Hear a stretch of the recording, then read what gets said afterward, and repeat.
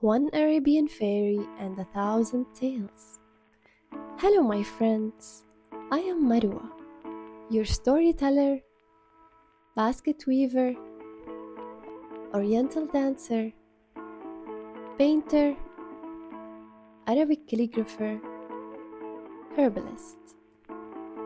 In our world, no one is just one thing.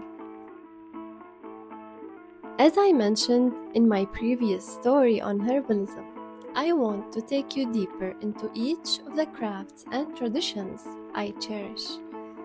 Today, our journey together leads us to storytelling.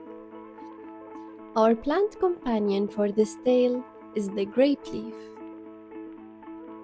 Now, beyond my love for the stuffed grape leaves dish, I am captivated by the intricate carvings of these leaves on the ancient temples of Baalbek, a site that dates back over 11,000 years. And right now, these historic monuments are facing Israeli attacks, a heartbreaking blow in a long history of destruction in our region. This is a reminder of how fear and ignorance are poor guides for nations driven solely by survival. This history belongs to all of us. For the Sumerians, the grape leaf was a symbol of life, honoring the mother goddess. In moments like these, I can't help but wonder if time is as it seems, a linear series of moments moving only forward. What if our past self and future self are constantly contributing to who we are right now? It feels like a conversation, an ongoing web that ties together who we were, who we are, and who we hope to become. I like to think that if my past self could see me right now, she would be very proud, knowing I'm bringing her dreams to life. And I reach forward to imagining my future self, asking what more I can become, and finding inspiration in that vision. This dialogue has been especially important in my struggle with societal expectations. I remember how I resisted all pressures that didn't align with my true self.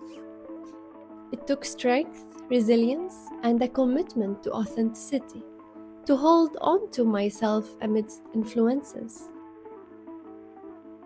As a woman, I have often felt caught between two opposing forces.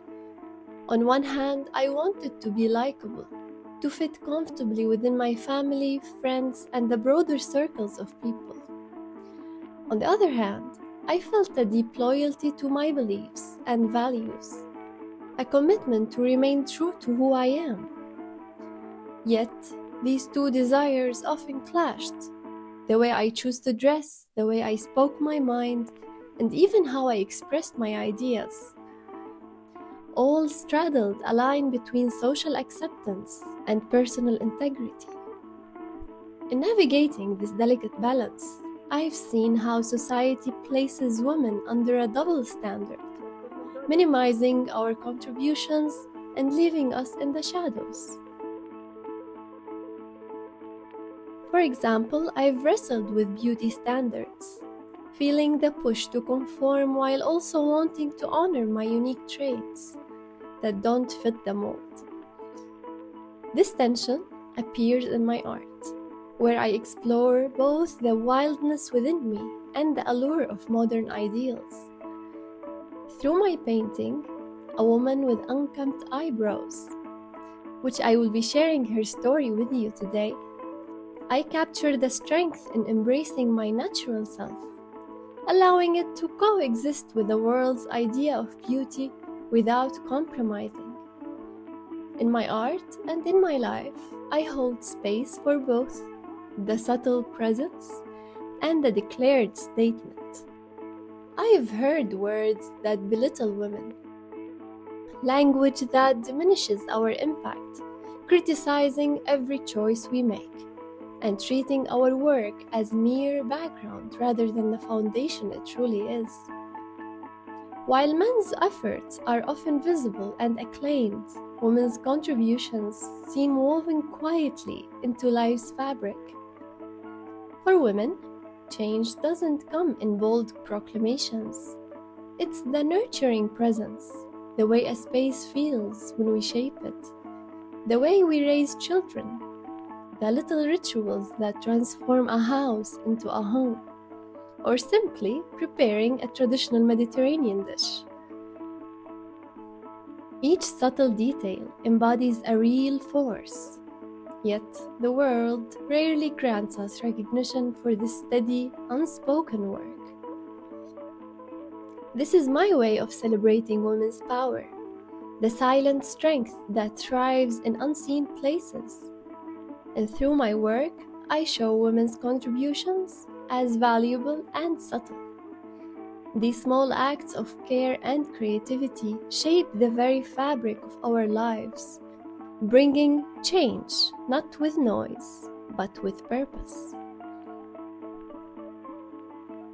The house I grew up in had a sweet grapevine swirling around our balcony, where we'd have endless conversations about everything. And my love for storytelling began here with my mother. She initiated us into the art in the simplest, most subtle ways. Just by sharing the details of her day. Whether she was telling us about a quick trip to the market or an exchange at her university, she transformed these moments into memorable adventures through her magical narration skills. My sister and I would sit captivated, waiting for what she'd say next. Each story, no matter how mundane, came alive in her telling, rich with feeling and detail. Looking back, I realize how much I learned from her about the secrets lurking beneath the surface of everyday life, and the power of words to make any experience unforgettable. Alongside the painting I mentioned earlier, I've written this story in Arabic calligraphy, preserving the traditional form of miniature art where the visual and the narrative come together. Now I will share this story with you. It is said in Sufism, whoever disapproves of themselves offer little advice to others. Tree leaves have no judgmental looks, and flowers have no opinions about their appearance. They open and close just as they are. I dreamt of a forest that would swallow me far away from the human world, where I could simply exist. In my teenage years, I started to see how I was looked at. Yes, it was my unibrow. It was only after I plucked that the door to popularity opened. Friends and a boyfriend. He kisses me on the cheek closer to my lips. And ironically, he too had a unibrow. Years of plucking. She feels suffocated within me, the wild feminine. I dreamt of the forest swallowing me again, and for the sake of change, I searched for the first seeds. I found myself breathless, and I saw the future. The struggle with looks and comments continues. I began to repair the bridge between my appearance and inner self, where the wild feminine breathes through me and shines, and where she's looked at with astonishment for her playfulness and grace, her opening and closing. I invited life to see me in my entirety. The eyebrows are just a symbol in my story. Each of us has their own unkempt eyebrows. Until next time, so much love to all.